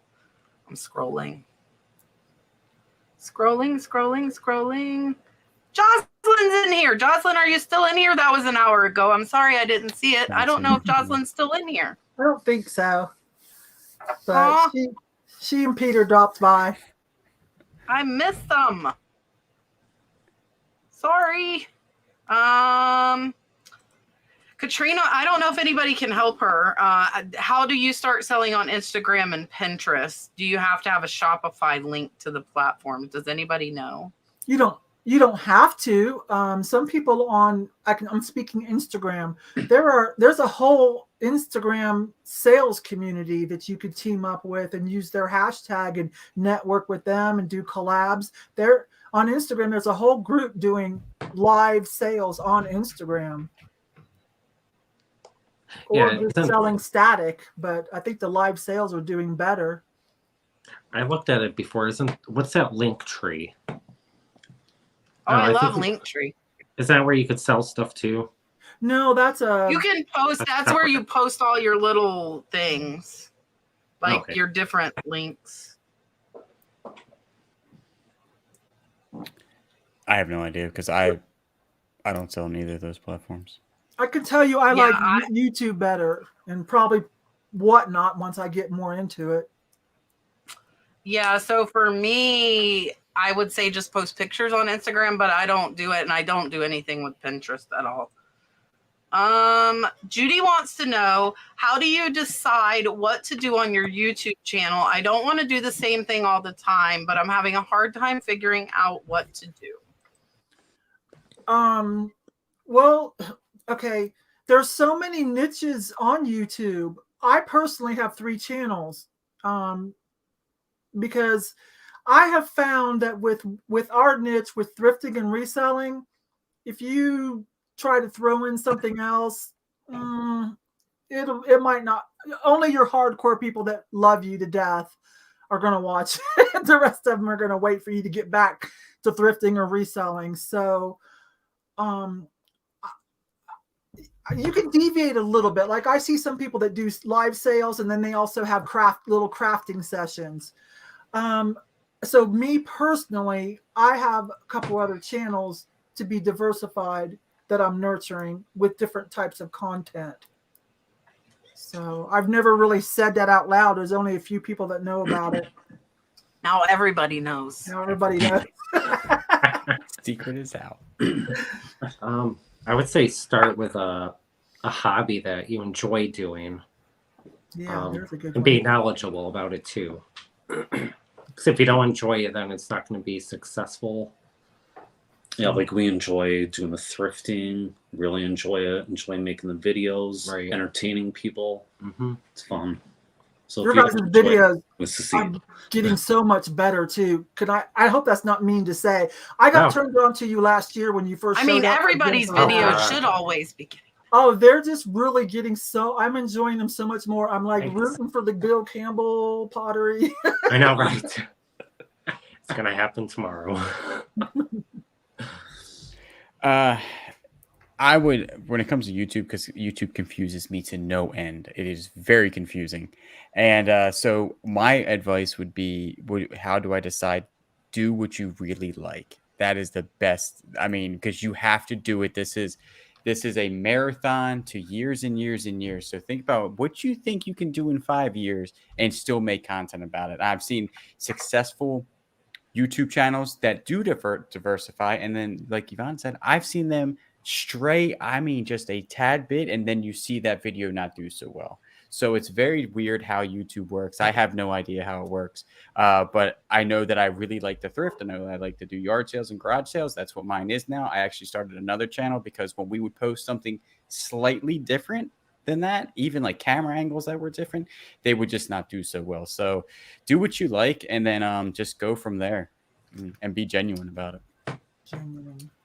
Yeah, and like you're saying, you don't want to do the same thing all the time. So I would say either make like a lifestyle channel where you're sharing different parts of your life, so it's always diversified, or stay in that same genre. So like I do, like on this channel now, I do this live, and then I do my what solds, my research videos, and tips and tricks. I took my thrifting videos off of this channel. They are now on catch treasure hunting, because those two audiences, though there are a lot the same, they are still different.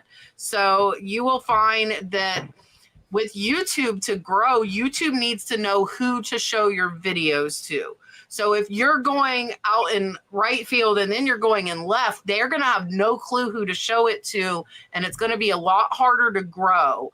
And like Yvonne said, some people, once you've got like a giant audience and they love you and you have your core people, then yeah, you might be able to like stray a little bit. Some people, not everyone can get away with that.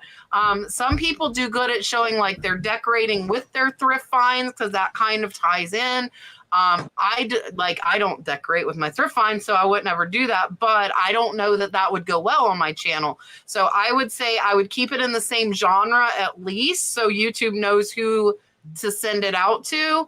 And I would just, I agree with what everybody said. You have to like it, because it's a long haul. It's a long haul. I'm at 3 years now. Yvonne, how long are you at now? What, on this channel? Yeah.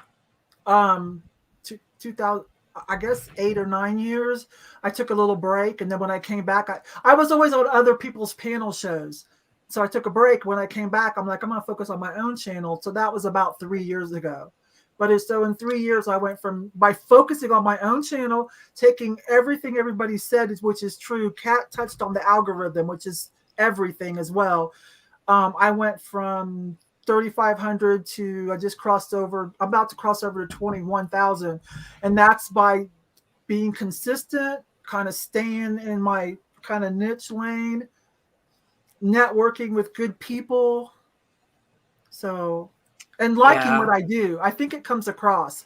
Hope that doesn't sound arrogant. You all tell me it comes across. No, okay, and I mean, it's funny because people know. So like Julian will tell you like his what sold don't perform that well. My what solds perform the best because I built my channel on what sold. So YouTube knows the people that like to see what sold, and people like me doing what sold. So mine do better where my thrifting doesn't do as well. It is doing better now that it's on its own channel, because again, there are a lot of people that don't know me and who I am on this channel that just want to watch me thrifting or going to yard sales.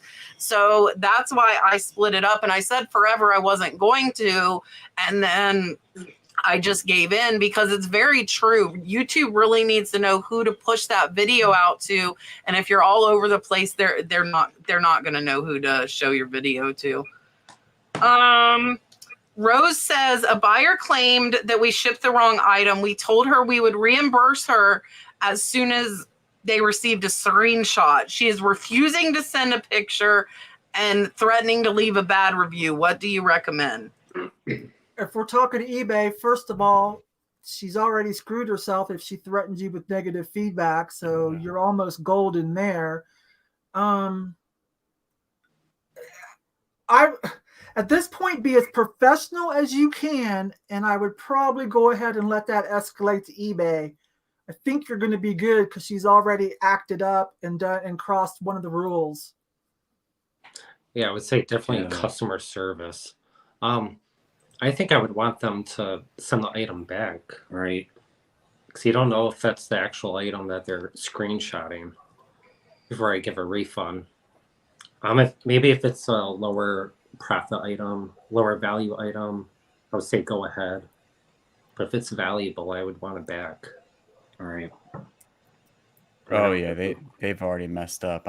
They've already said the magic words of threatening a bad review. Nope, send it back to me. I would actually encourage them to open a return and let that escalate to eBay and just say, hey, send it back to me, and I'll give you. And then at that point, they can't leave you negative feedback anyway. But I'm not refunding them until they send it back to me. And I'm being super, super, super professional during all this because eBay can read those messages. They will read them.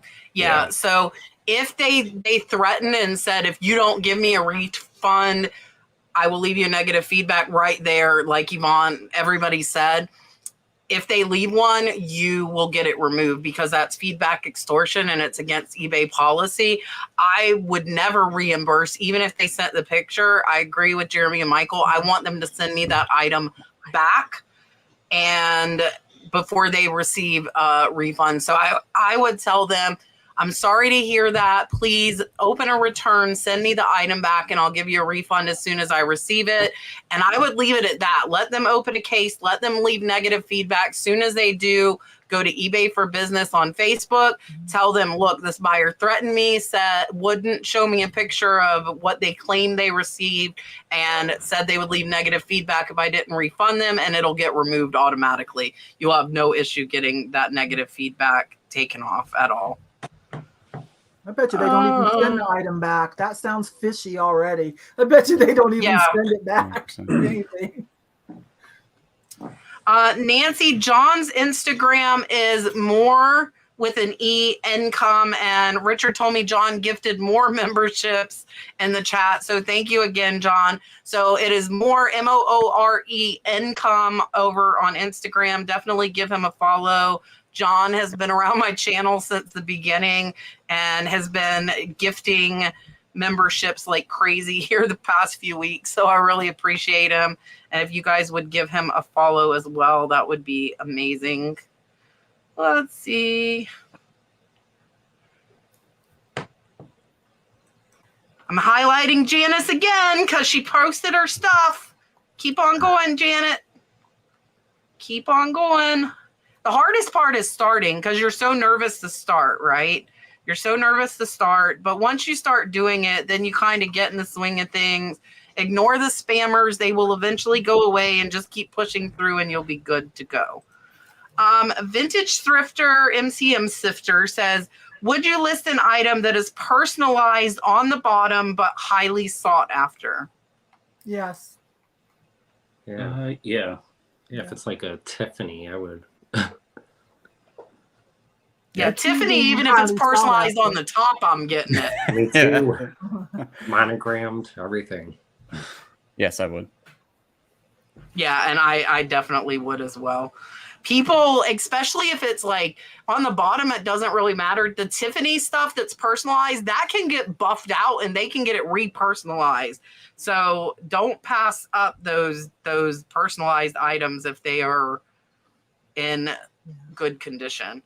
Here's a question for Yvon. I just signed a lease for a booth. Do you have any advice for anything not to do? Let me see. Who is that? Hi, Selena. Selena Silvers. You've already signed your lease? Okay. Anything not to do. Okay. Well, read your lease thoroughly to make sure you understand it. This is such a, we did this on Booth Talk, and I'll do another one because this can get extensive. Let me try to get the most highlights. Okay. if your place is curated and you said you're coming in with a certain item, be aware that they might hold you to that. If you say I'm coming in with jewelry or I'm coming in with vintage glass, and they highly curate, you can't look around and go, oh, they're killing it with Beanie Babies, I'm going to switch to Beanie Babies. That may not be cool with them. Okay, let's see. And anything else not to do? Be very polite to any of the dock workers and the staff. Attend any kind of socials that they have and network. Okay, and what not to do? Sorry. And go in as often as you are able to rearrange your booth. This would have been a good conversation before you signed your lease. Regardless of that, I'm very happy for you. Super happy. We can talk over on my channel too, because we are going to have another booth talk soon. Okay. Yeah, and you have a couple of booth videos too, right, Yvon? You have videos on doing the booth quite frequently. I do. I talk about it quite frequently. So you can go through some of my archives, but there'll be another booth talk coming up. We just did one a couple months ago. We covered a lot of questions, you guys. Yeah. And I don't have a booth, so I can't help. Sapphire says, I made my first 2 sales on Mercari, sent them yesterday. How does payment work on there? I will go ahead and grab this and say Mercari gives them 3 days to rate you after it has been accepted. So after it's shipped delivered, they give them 3 days to rate you. If they don't rate you if they rate you, you get payment right then. If they don't rate you 3 days after the item is delivered, then they release your payment. And they do have 3 days to open a return. Mercari just allowed a BS return on one of my items last week. I wasn't too thrilled with, but whatever. And Poshmark has accepted a couple lately too. They used to be really good about not doing it, but yeah. So yeah, 3 days after delivery or when the buyer rates. Who is that, Julian? 365 Vintage Hunter. Thank you, everyone here tonight. Appreciate your information to help us succeed. You're very welcome. Thank you for watching. We really appreciate it. Here is your dolphin.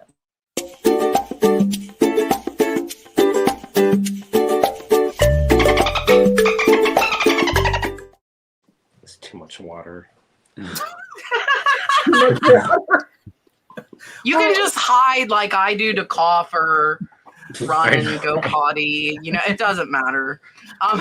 We're almost done. Mitzi says, what is your sell-through rate? So do you guys know, like, if you divide your listed by the number sold? I'm gonna do it right now.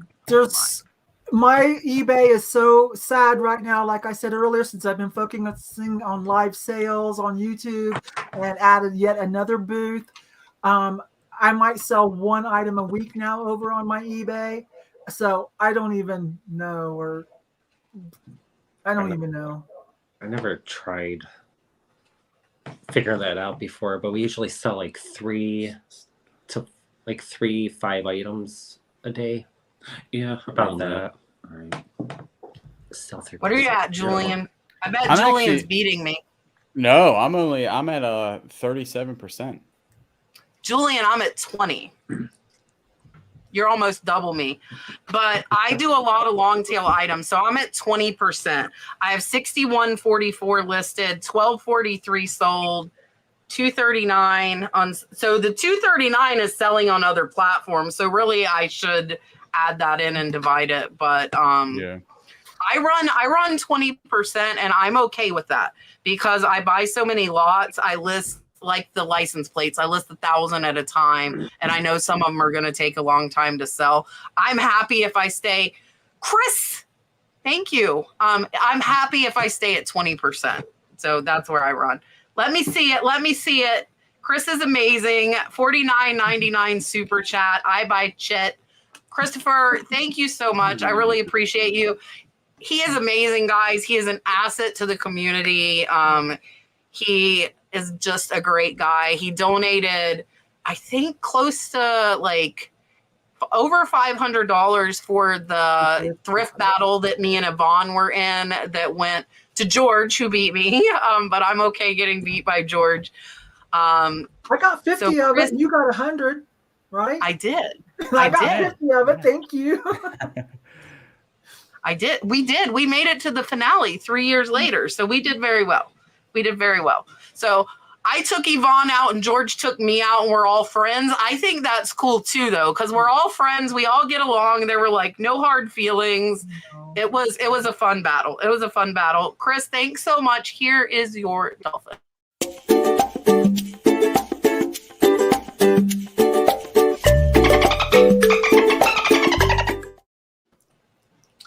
Listen, I have to put this up because Dalton got so mad at. Do not tell him he's the baby shark. He thinks he's the daddy shark. Like if you called him the baby shark, he got so mad. He's like, "No, I'm the daddy shark." He is not a baby. He is a kid. That's what he tells me. I'm not a baby. I'm a kid. He's so funny, and there's this one kid that loves him so much. Like, and I'm like, is he your friend? And he's like, no, I can't make. I'm like, Dalton, that kid loves you. So when we pick him up from school, the kid yells, "Bye, Dalton," like 20 times in 5 minutes.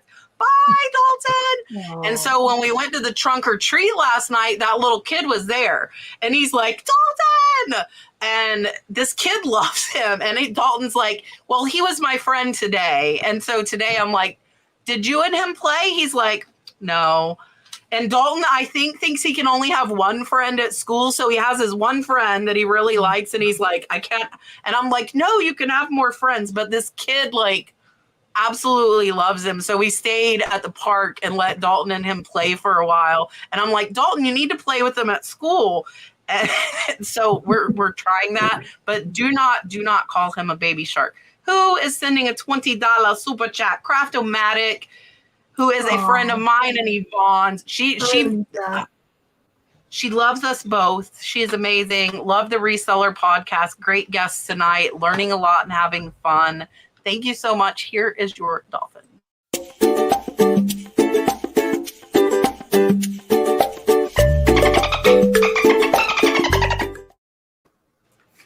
I think my chat skipped. Richard! Okay, Richard wants to know the personality types in the group. Glass half empty, glass half full, what glass, or damn it, I ordered a cheeseburger and I want it now. Oh gosh, typically I'm a glass half full, but I do have days when it's what glass, yeah. Yeah, I'm the same way. Are you the same way? Yeah, we're pretty much the same twins, so. That's funny, Richard. Yeah, I'm usually glass half full type of person. Today we had to go to the tax person. I was like, "You can have my glass, just tell me good news." I didn't give, I was like, "You can have anything you want, just tell me good news." So yeah, but it's usually every day is a good day. Usually, I try to make it a good day. I am glass half full as well. My husband is glass half empty, and it's an uphill battle all the time with him. But lately it's been better. He's been impressing me. And I think it's because he's doing his woodworking. So he's got something he likes that he loves and enjoys doing. He's going to have, and I saw a question and I don't see it now, but somebody asked when my whatnot sales were going to be. That reminded me. So Thursday at 9 p.m. Eastern Standard Time, I'm doing a whatnot. And we're going to talk. Yvonne's doing one Thursday as well with the Thrifting Twins. Who else? Somebody else, right, Yvonne? Isn't there somebody else? Yeah, we're going to talk about this, you guys, and we'll tell you why. But next Thursday, the first Thursday of the month, I am so lucky. I get to break in Jeremy. It's Thursday, right? Mm-hmm. It's Thursday. I always wanted to do it. I know. And so I'm so excited that I do get to do something with them on my own. I'm so excited. And the other person, since they're together, we've got one more slot open. So I've always wanted to do something with Rachel Strickland ever since I met her, worked with her on Rachel's great. And so, and luckily everybody at this late notice, everybody said yes. So, and I'll be putting it on the docket tonight, actually, so you guys can bookmark it. So they've sent me their pictures and I'm going to make the thumbnail. And I'm so excited. It'll be this Thursday and we'll talk more about that at the end here. Yes, and my whatnot is this Thursday as well. And I have jumped ship from the live YouTube sales because my whatnot is so good. So Yvon and I wanted to announce this while we're on the same screen. You can see us. We love each other. We're still friends. Yes. I just have decided I do so much more sales-wise on whatnot that my time is better spent there. So I still am fully supporting Yvonne's doing it. I'm glad Jeremy and Michael can go on with her. I will be on whatnot after them. So I should not be on at the same time at them. I definitely am not trying to do that. I'll be at 9 p.m. Eastern Standard Time. And then I think I'm going to try and do Friday. Brad says I'm crazy. I'm going to do back-to-back whatnot sales with 100 items. And on Sunday. So last week on Whatnot, Brad's been making custom jewelry stands, Christmas tree shelves, all kinds of cool stuff. And we've been selling it on Whatnot. And a lot of people mentioned they wanted lighter jewelry stands. So I went with him to Home Depot to pick out some really cool wood. And I think you guys are going to be really impressed. He was out there working all morning this morning. So we will have some new designs of jewelry stands on Thursday. All right, I better give Richard his dolphin or he will have my head. Here's your dolphin, Richard. I love you, Richard. Richard helps me more than anybody else, guys. Richard has a YouTube channel, Otnip Drop Flips. It is Ford Pinto Flips backwards.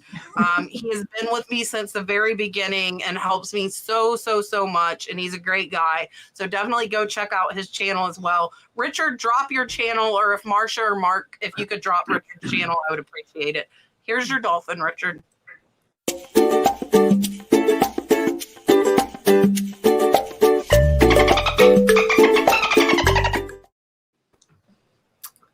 Go, Gino. All right, Miss Katrina. Yeah, I love Gino. Gino, even though it was difficult for me to see it, I was a pain in his butt. Katrina wants to know what's everyone's favorite reselling tool. And I don't know if she means like app or I don't know. My iPhone, can I say that? Or do you want something a little bit more? But my iPhone, because I go way back, you guys, before the internet and, old school picking. This is everything. The internet. Yeah, let's just say the internet is my favorite tool. I would say our photo box where we take our pictures. The lighting comes out perfect. I think we spent about $80 on Amazon. I think it's called Newer. But I was so glad. That's the brand I use. It's amazing. Mm-hmm. I have 3 of them. Yeah, I love it. Yeah, it's awesome. Other than like cell phones and stuff like that, I really like plastic wrap, like saran wrap. When I figured out what I could saran wrap together, I'm a big fan of it. Like golf club, sets. If you don't, man, you could saran wrap those things and they get. I need tight. Saran wrap for my jewelry lots. Yeah, any type of electronics with a remote. Saran wrap that thing to the VCR so you don't lose it when you pack it away. Brilliant. I saran wrap everything. People actually have got good reviews on it because it had rained on the box or something. It also keeps it water resistant. I mean, I wouldn't drop it in water, but rain can't really penetrate it because I use a lot of plastic wrap, but it's the best thing in the world. I always tell people, start saran wrapping your stuff together. Yeah, for me, definitely my phone. I think having like one of the newer models of phones where you can get good pictures, and have plenty of room to save your pictures and stuff. Other than that, probably List Perfectly because I can cross post and it's easy and I think it's well worth the money. It's funny because Brett and my mom does it. She's 73 and she does all the cross posting for me. So that helps me get more sales. And if something, heaven forbid, happened to eBay, I could put more time into those other platforms. And I already have it kind of started and built up. There's Patricia's question. So just the FYI, Thursday is scheduled so you guys can bookmark Thursday. I have antique flapper purses that I will be selling on Thursday that are absolutely amazing that came in today. And I also on Friday will be selling vintage handmade wooden jewelry boxes in with the jewelry as well. So I'm trying to add in a few little other things to kind of mix it up. George says hello to Jeremy and Michael. Oh, hi George. Hi, George. Thank you for coming over. Sapphire is asking, is it worth it to cross list on Poshmark if you don't sell clothes and don't want to share or hire a sharing service? Am I the only one on Posh?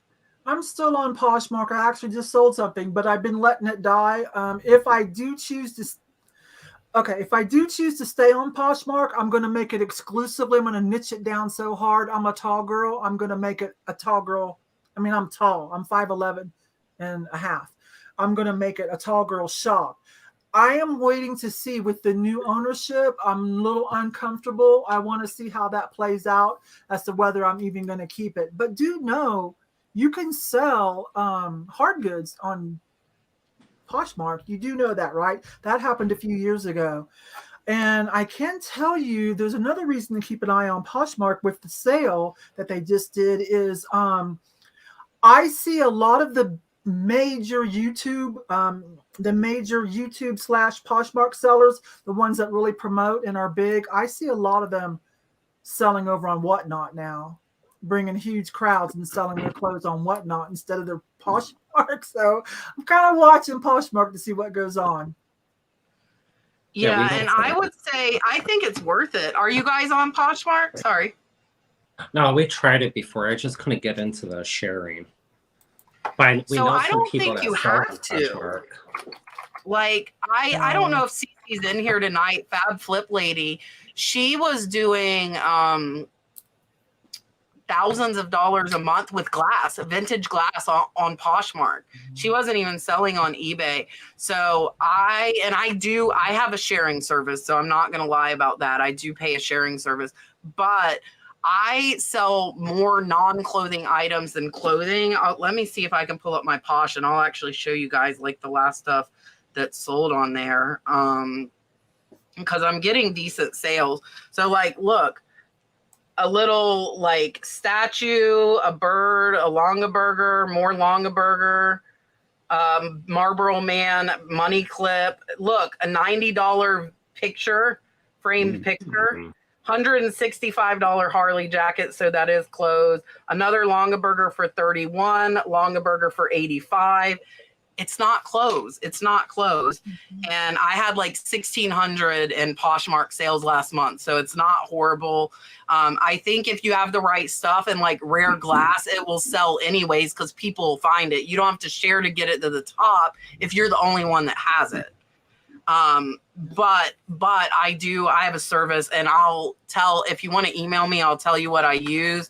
Mine shares constantly, and then it sends 10% offers to people that like my listings. And I get a lot of sales off that too. Just a 10% off offer, because they do it as soon as they like it, that sends them 10% off. So it's almost like the offer Julian saying phone still in hand.